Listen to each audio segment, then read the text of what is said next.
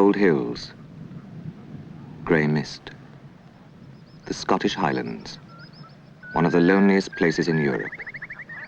A desolate wilderness of rock and heather, providing refuge for many rare wild creatures.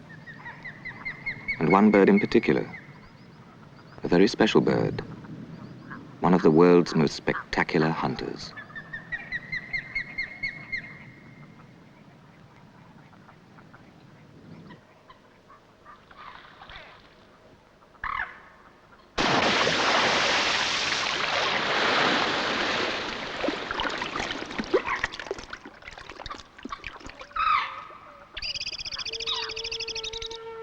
Evolution has set the osprey in a class of its own, equipped it with a unique anatomy for supremacy in its watery world. 5-foot wingspan, exceptional eyesight. From its sickle beak to its strong legs and raking talons, everything about it is designed for a purpose. The only bird of prey in the world to feed exclusively on live fish.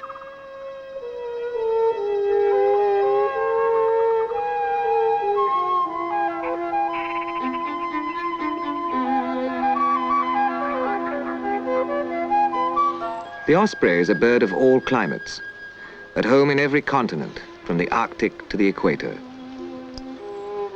But this is Britain's empty quarter, its late winter, and the ice-armored lochs are still, as yet, devoid of life.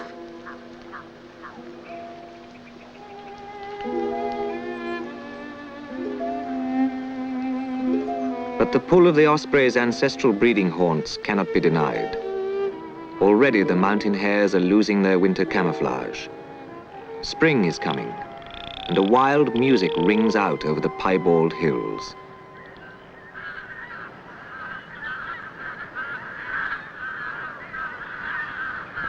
Pinkfoot and grey-lag geese, northward bound for the brief Arctic summer. It's a time of change, of ebb and flow between the seasons.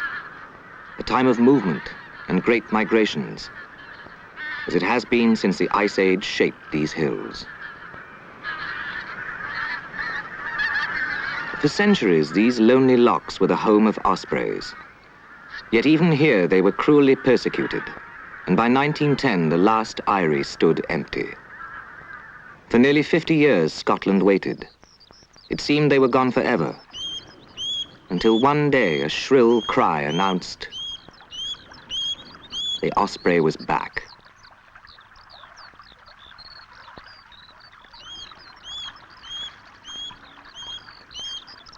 The nest sites are traditional, passed on from generation to generation. But the male osprey immediately stakes out his territory, brandishing a fish as he goes through his dashing display flight.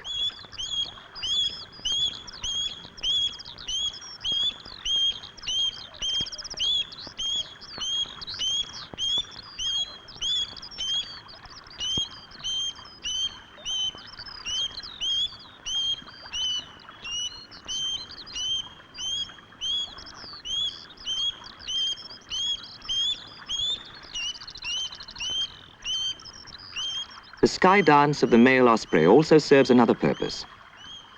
Ospreys usually pair for life, but his mate may have died on the grueling journey north. So the call serves to attract other females as it echoes through the snow-covered mountains.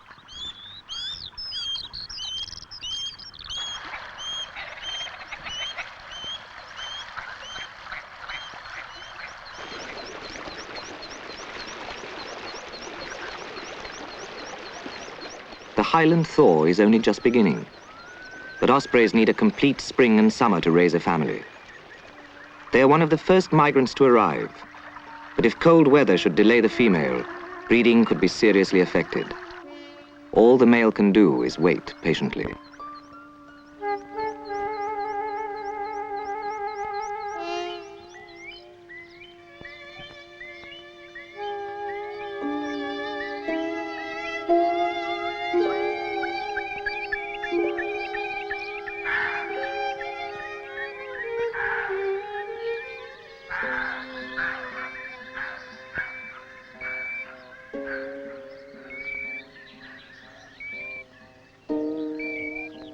As the osprey keeps his solitary vigil, other birds have already begun their breeding cycle, and the cold, lockside dawns echo to the strange sounds of squabbling blackcock.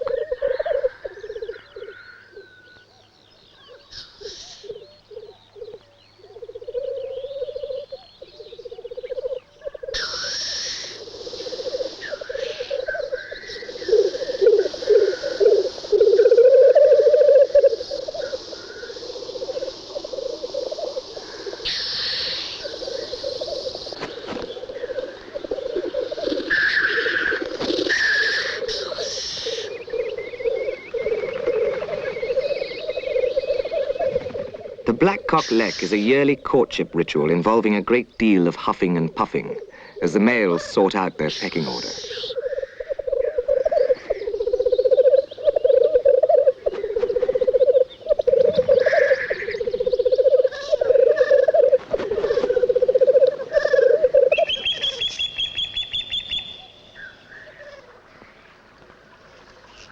The sounds of their skirmishing will drift across the loch long after the female osprey's arrival, merging with her own urgent calls.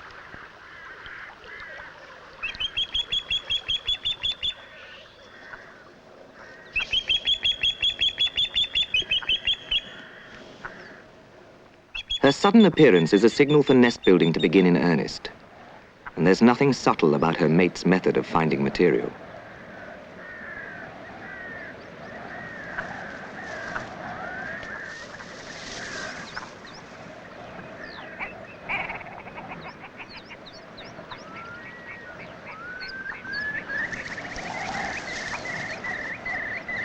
Unfortunately, this smash and grab technique doesn't always work. The nest site has been used many times before, and all the likeliest sticks have been snapped up in previous years.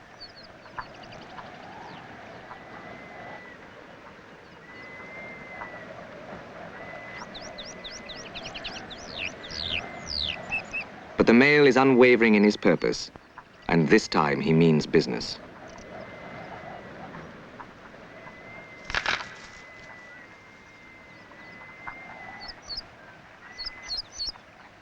The female also collects material for the treetop nest, but ospreys are equally at home on Mediterranean cliffs, Australian beaches, even suburban New York. But this wind-blown pine is a typical site for European ospreys, and nowhere else in the world do they arouse so much interest as here in Scotland. Each year, their return from Africa is given superstar coverage by the national press and television. The most famous pair, at Loch Garten, have been visited by close on 1 million people. And it's easy to see why 3 prime ministers and most of the royal family have enjoyed this unique spectacle.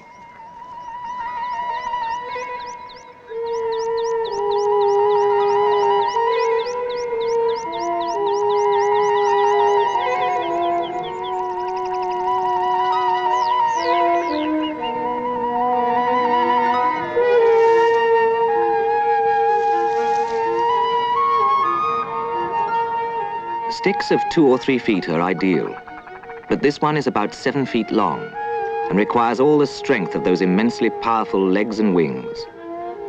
It says a lot for the osprey's determination and stamina. It will take both birds a fortnight of fetching and carrying to complete their enormous eyrie. By the time it is finished, it will be one of the largest nests in the world, 3 feet deep and as big as a double bed.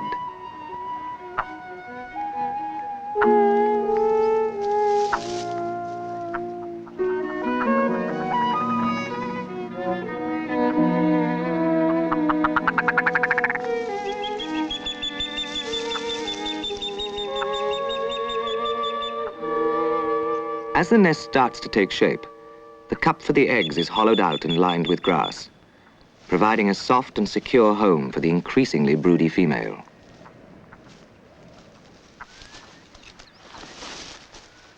One by one, the sticks are woven into place to withstand the wild Highland gales. A sudden storm can destroy a nest overnight. But the fact that ospreys are here at all after 50 years' exile is truly remarkable. The Royal Society for the Protection of Birds was determined that the first pioneers should survive and organized round-the-clock guards at the nest site. The result is one of the classic success stories of nature conservation, the original Lochgarten pair having provided the nucleus of more than 20 pairs now breeding in Scotland. But unlike the much publicised Speyside Eyrie and another in Perthshire, the rest are kept secret.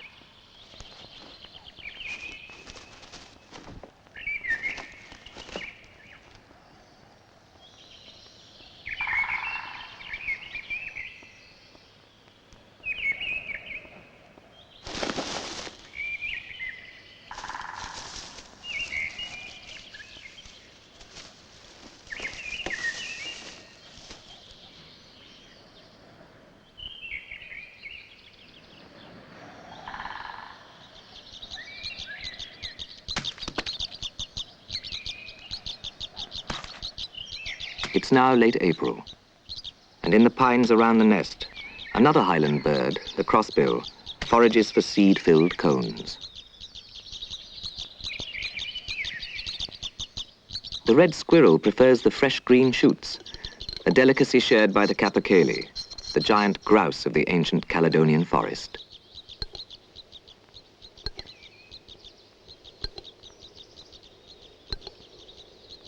The huge cockbird prepares to defend his territory against another aggressive male.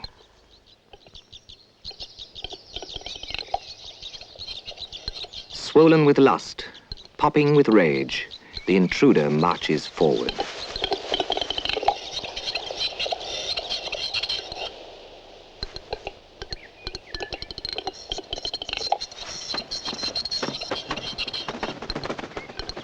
The dominant male must chase off his opponent, for it is here that he hopes to attract the female, and they always select the most impressive performer.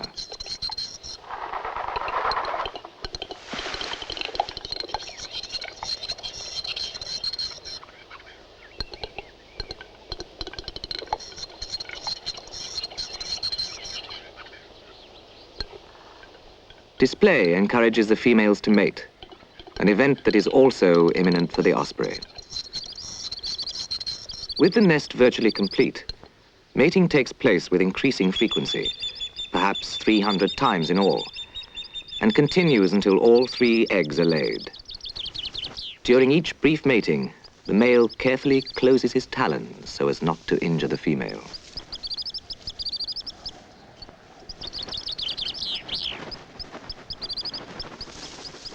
Two eggs have already been laid.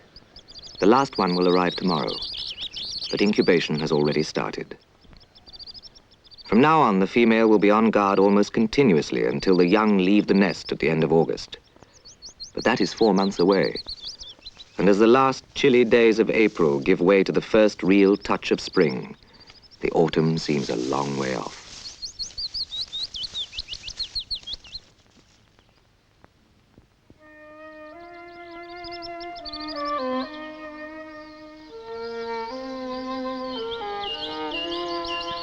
Springtime brings a miraculous transformation to the loch. In place of ice crystals, marsh marigolds and mallard ducklings.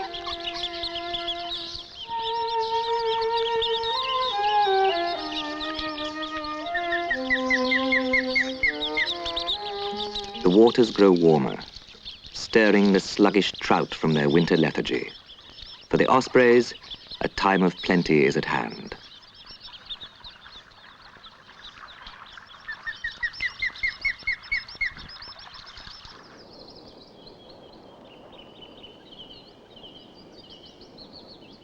With the female sitting tight, it's the male's task to hunt. With eyes 6 times the power of man's, he's looking for the telltale ripples of a rising trout.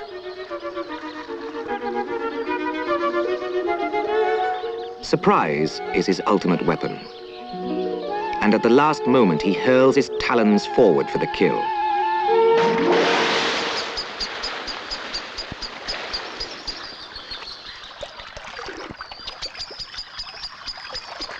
Ospreys are equipped with reversible talons, their feet armed underneath with short, sharp spikes. But even with these special refinements, a wriggling fish is hard to hold.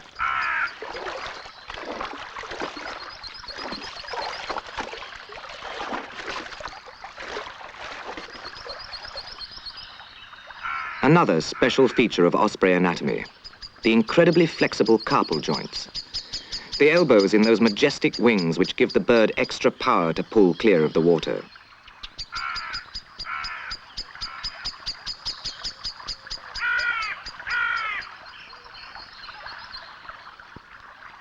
Crows are a daily hazard for the osprey.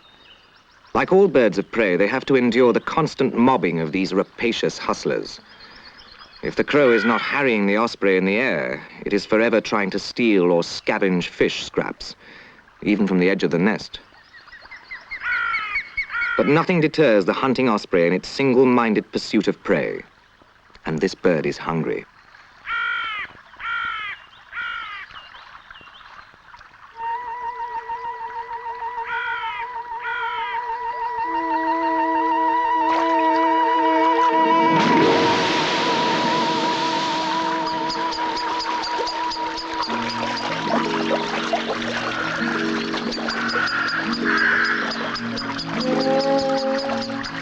A devastating crash dive, and this time there's no escape from those terrible talons.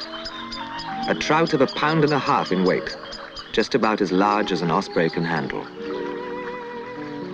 For a bird that only weighs 3 pounds, a big fish is hard to lift, even with those broad wings. So the trout is carried torpedo fashion to reduce wind resistance.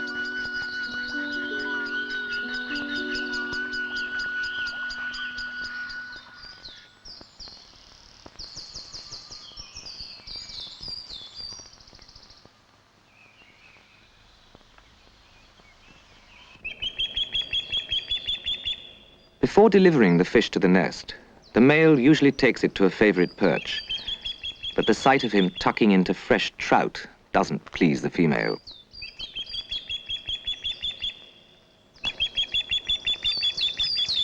Those mad yellow eyes watch him closely.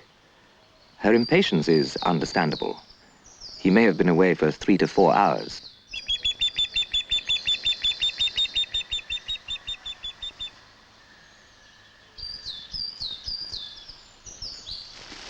But she always gets her share in the end, and once delivered, takes her meal to a nearby perch.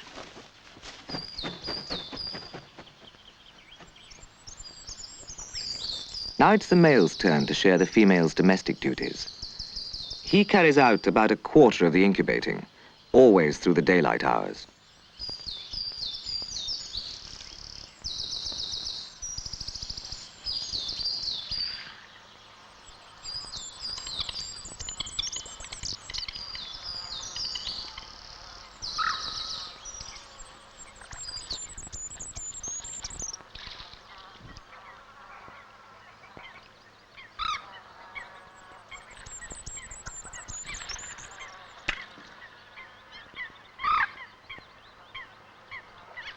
Other families on the loch are already growing up. But for the ospreys, the mysterious alchemy of incubation will last right through May. As the drowsy days lengthen into summer, the increasing heat takes its toll. Life gets tedious. The inactivity long and laborious.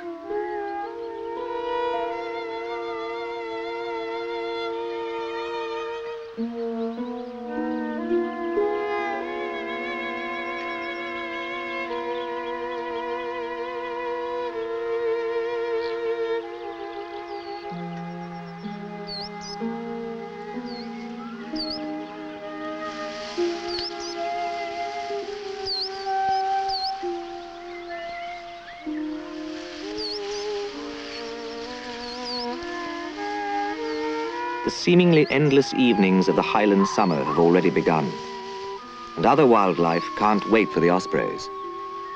Only 32 days after laying their eggs, the crested tits are fledging. The pine woods are full of danger for the chicks, but this youngster is so eager to leave home, he's trying to sneak out by the back door.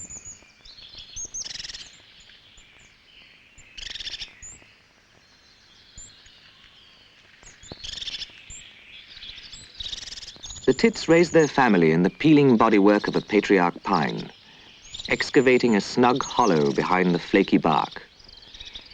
Now their work is done. The youngsters emerge for their first flight. an event still 2 months away for the long-suffering osprey.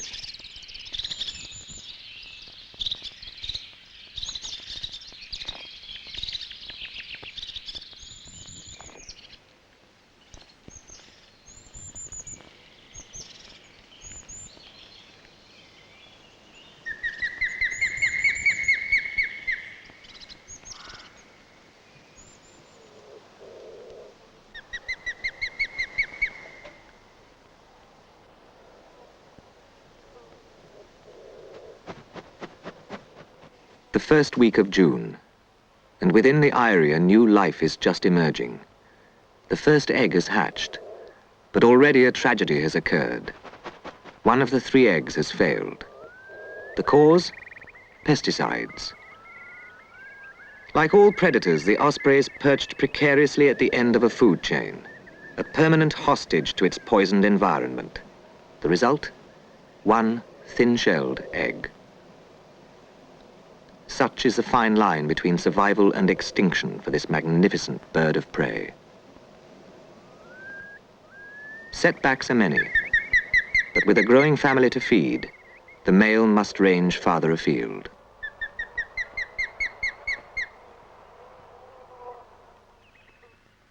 The osprey is very much at home by the sea, and the great salt-smelling bays and inlets of the Highland shore are a favorite hunting ground.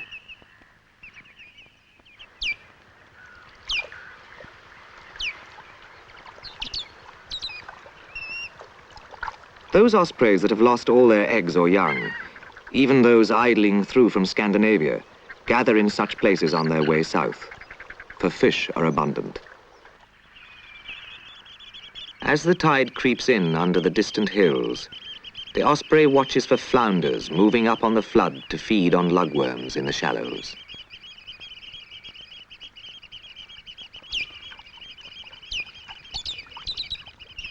Ospreys always hunt for the most easily caught fish, when they can be seen. Flounders are slow-moving and well camouflaged. But as they nudge at the bottom for worms, they release a tiny puff of mud, a smoke signal that tells the hovering osprey where the fish are feeding. It's an effective technique, but constant hovering burns up a lot of energy. So in rich feeding areas like this, where several ospreys are gathered, they have a communal hunting system. If one bird strikes lucky, the others home in and fish close by. In America and the Middle East, this behavior leads to colonies of up to 40 nests.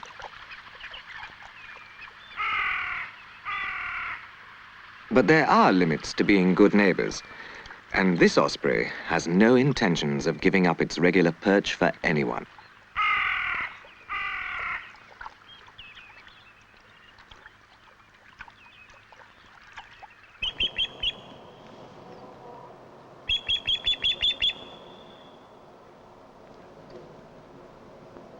The male's return with a flounder is a signal for hungry greeting.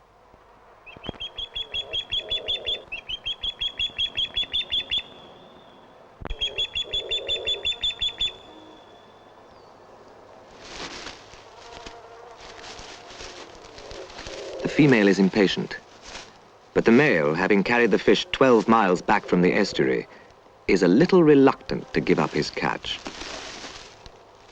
But eventually the fish is handed over, and the female proceeds to tear off tasty morsels for her chicks.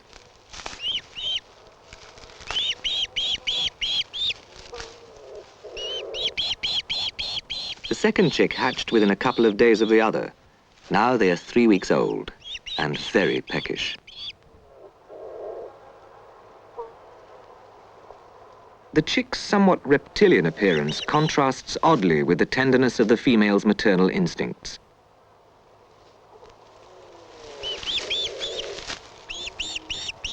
But this flurry of activity around the nest sometimes attracts the unwelcome attention of other ospreys.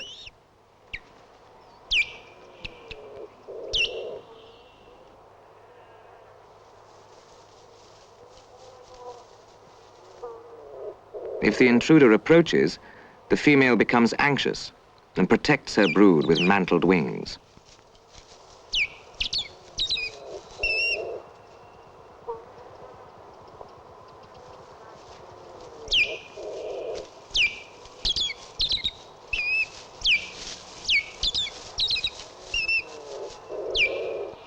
If the interloper persists, the male will chase it off. And the behavior has real survival value. In Scandinavian pine woods, ospreys have to contend with marauding eagle owls, which prey on helpless nestlings, even the adults themselves.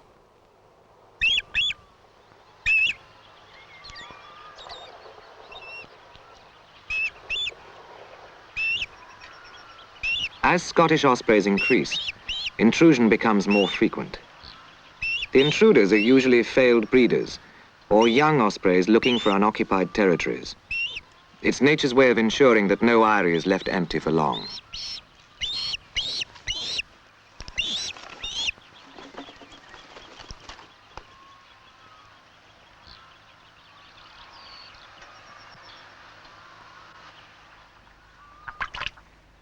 In high summer, the northern nights are brief, and the male hunts long into the evening.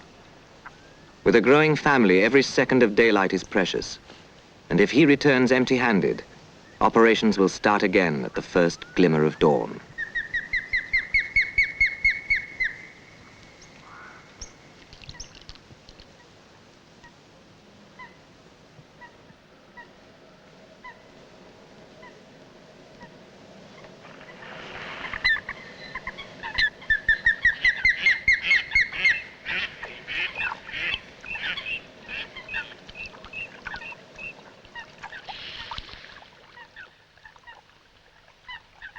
First light, and a flat calm. So the male changes his tactics and hunts from a handy tree.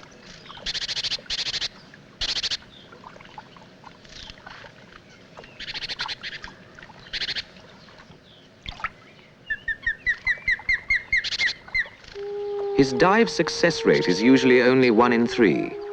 If he fails, he must try again, however long it takes.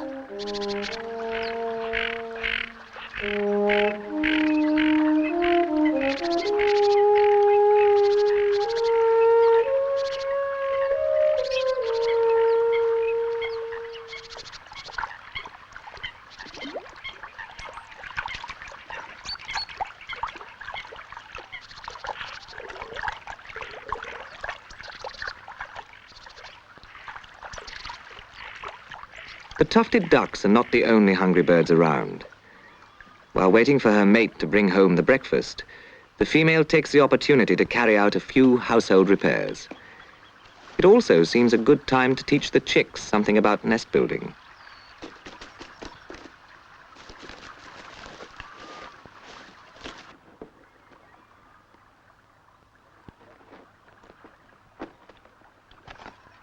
They are now 5 weeks old. Demand for fish is at its peak, and the male will be immersed in water many times each day.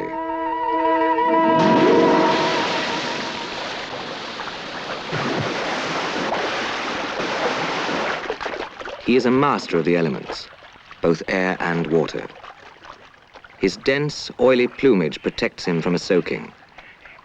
A special membrane safeguards his eyes from the violent impact of the dive. His nostrils can be closed at will. To sustain his family, he must catch 6 trout a day. That's easy in good weather. But in Scotland, the sun doesn't always shine.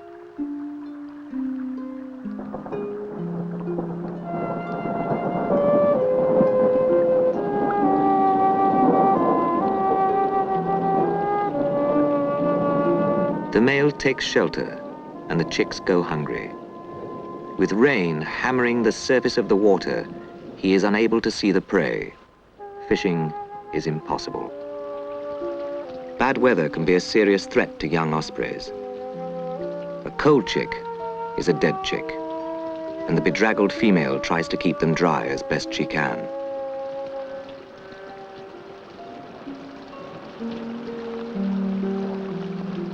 With so many natural hazards, survival is always in the balance, and sometimes the odds are senselessly shortened by human disturbance.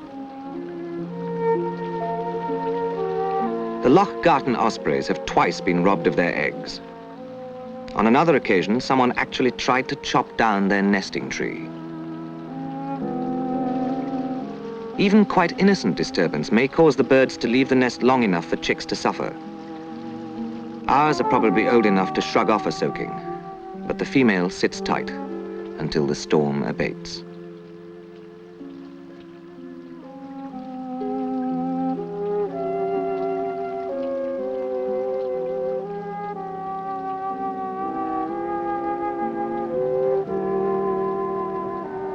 As soon as the rain has stopped, the male wastes no time in setting off to fish. He knows from his 10 years' experience that it may not be easy. In cold weather, the fish lie deeper. To reach them, he must plunge more steeply, a power dive that will take him right under if necessary. At the moment of splashdown, he's traveling at 70 feet a second.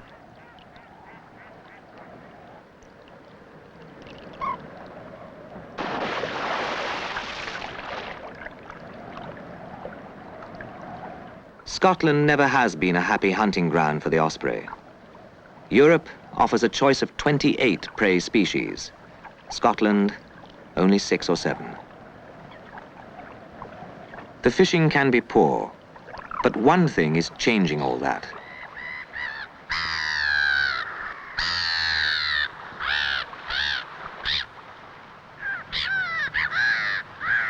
Trout hatcheries are a bird's best friend, and not only for the gulls.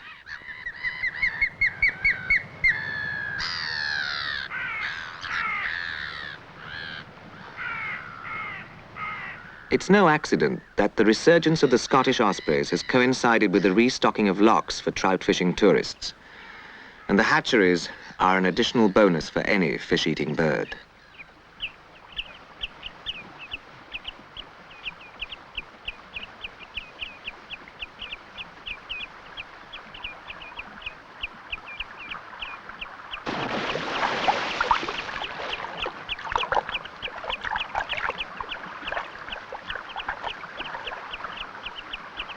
So ospreys are bad news for hatchery managers. Though their numbers are few, they are in direct competition with man, and shooting ospreys is against the law. So what should be done? Perhaps the simple answer is to cover the fish. That way, the temptation for wildlife to regard every hatchery as a free meal ticket would be removed, and a cause of conflict resolved. Open to the sky, they are an irresistible target.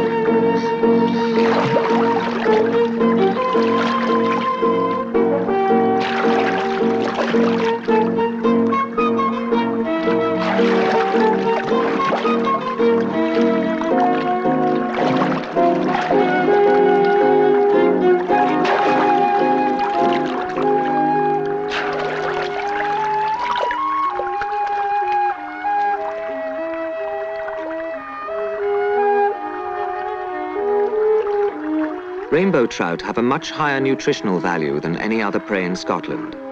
Without them, there would be fewer ospreys. So if a trout like this is worth £1 in cash, what price an osprey, flying free? How do you cost account the wealth of a nation's wildlife?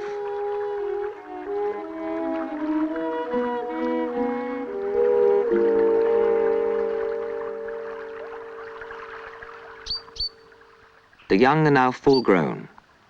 It is 8 weeks since they hatched, and they're fully feathered. They are even old enough to feed themselves, but pickings are lean, and they fill in with leftovers between meals. With ospreys, little is wasted.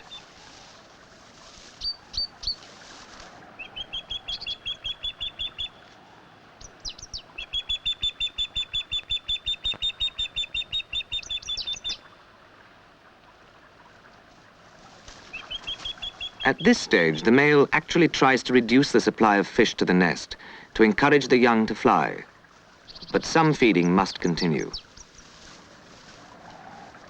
The female still feeds her offspring, even though they are nearly as big as she is.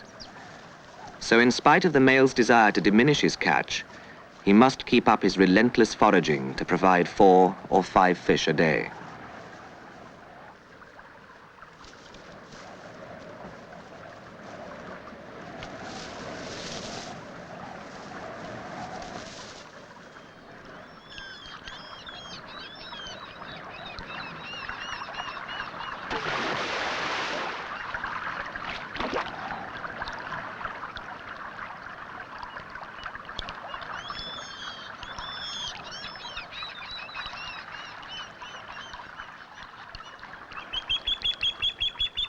Mid-August, and the young birds watch with great interest as the male tries to coax them into the air.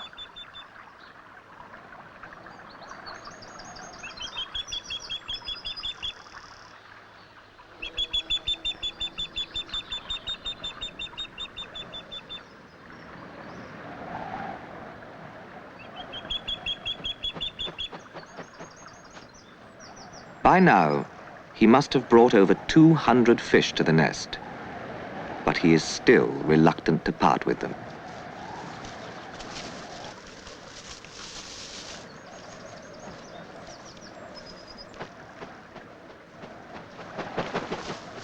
The young are ready to fly and have been ringed to tell us more about their problems of survival on migration. And there are all kinds of perils lying in wait. Of the 12,000 ospreys in Europe, a quarter will perish on the hazardous journey south. Every autumn, in Italy alone, 1,000 are shot. Even before they can fly, they are in danger. If a sudden gust should catch them off balance, they could be blown to the ground and devoured by foxes. It's a tense moment, but finally, he's free. Independent of the nest at last, but carrying a scrap of fish with him, just in case. For a first flight, it's quite impressive, but landing still requires a bit of practice, especially with only 1 foot.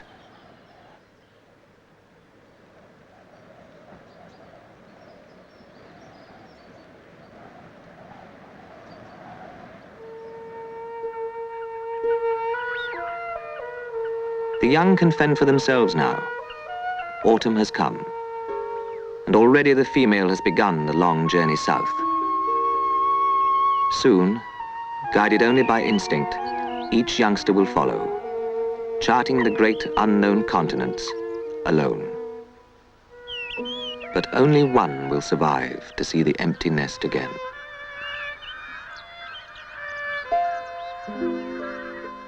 As the wild geese return from the Arctic to yelp a warning of winter's coming, the last of the young ospreys leaves the eyrie which has been its world for the past 3 months, to pursue its parents down the great, immemorial skyways to the sun, a 3,000-mile flight to Africa.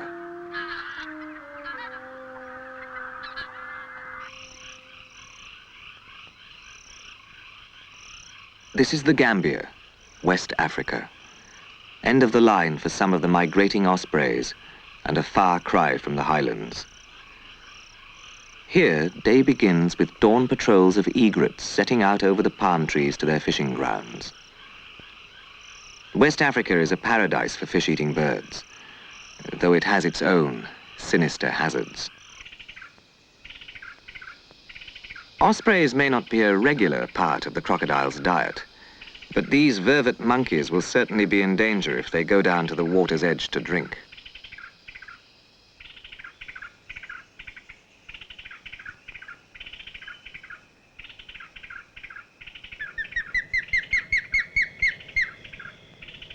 After the 2-month journey from Scotland, the ospreys quickly adapt to their new tropical home. They arrive in late October. It's the dry season, and the adult ospreys will rest here all winter. The youngsters even longer. They will share the malachite kingfisher's haunts until they are 2 years old. finding easy fishing in the pools between the baobab trees.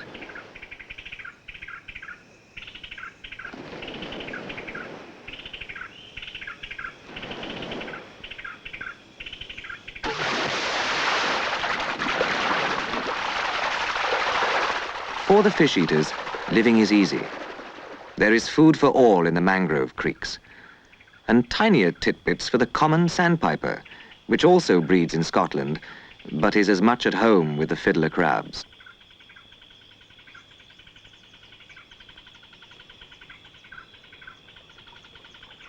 They wait below the master's table, hoping for a scrap or two, scavenged from the Osprey's meal.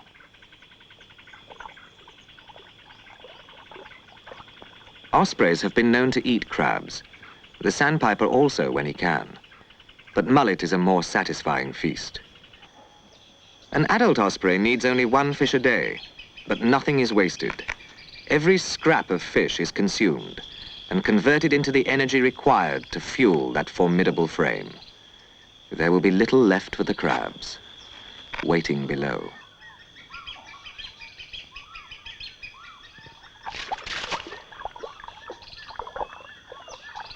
This, then, is the mysterious world of the mangroves, a habitat of vital importance to the ospreys.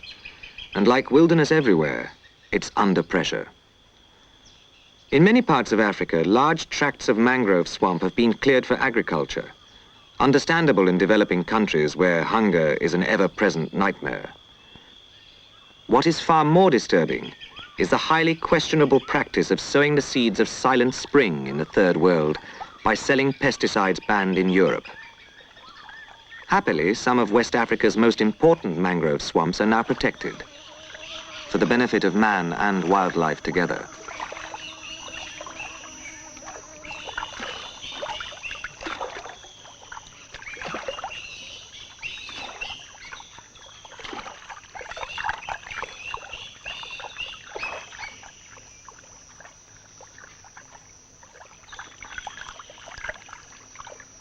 So here, at least, the mangroves still tiptoe down the brackish channels, and when the tide trickles in through the tangled stems, the osprey retires to a favorite stump in the center of his territory.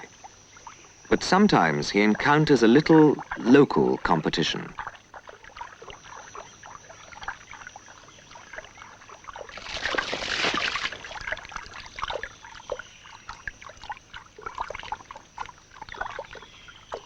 A haul of mullet, highly esteemed by the Gambians as a fish with a high nutritional value, second only to the flying fish, the osprey's favorite prey. So the osprey catches mullet in the mangroves at high water, flying fish at sea when the tide is out.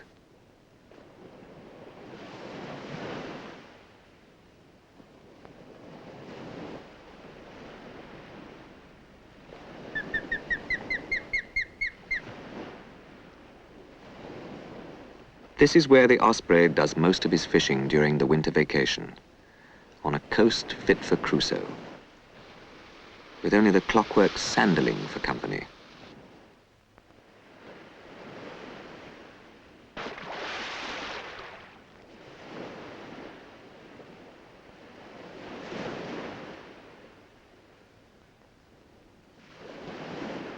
Flying fish abound in these warm Atlantic waters, and the clarity of the tropical sea makes them easy to catch as they bask or feed on plankton just below the surface.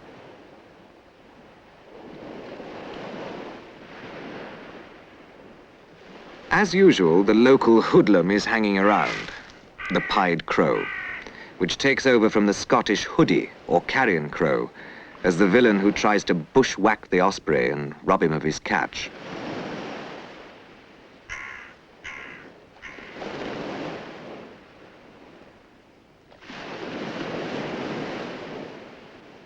Nobody loves the crow, but the osprey is greatly admired by the local fishermen. So much so that they use them as pointers to locate the shoals of fish and wear the remains of an osprey's catch as a good luck charm.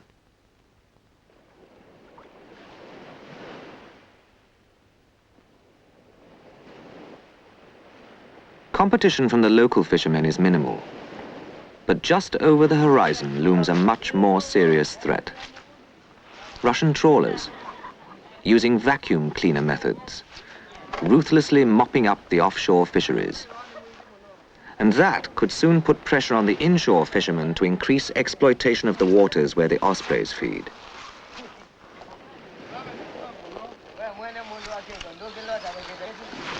For the time being, life on the Sunshine Coast remains unchanged. But wholesale plundering of precious local resources could bring catastrophe, and a time when Gambians and ospreys have no fish to catch.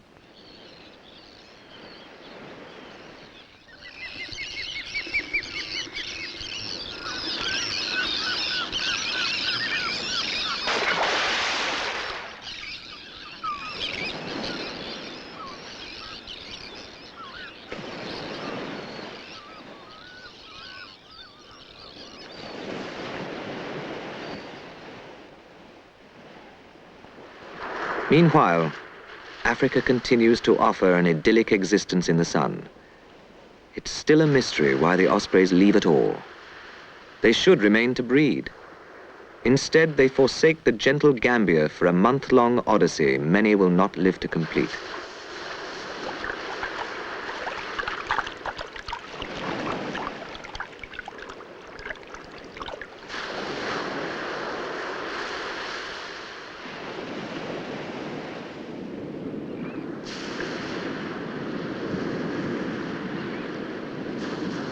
Why they leave to face the rigors of the north can only be guessed at, and the Scottish spring is not always welcoming.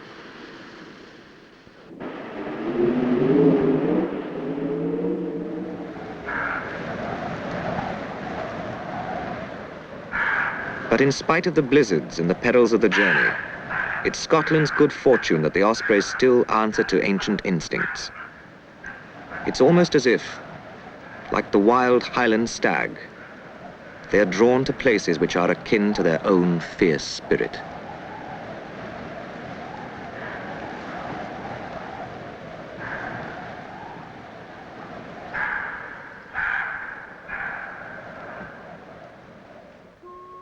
So the world of the osprey comes full circle. The old eyrie, wrecked by winter storms, must be repaired in readiness for a new family.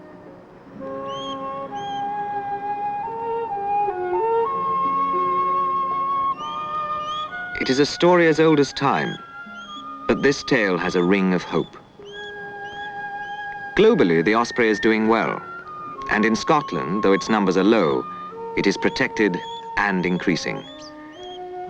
In today's world, precious few creatures get a second chance and succeed, but the osprey is a born survivor.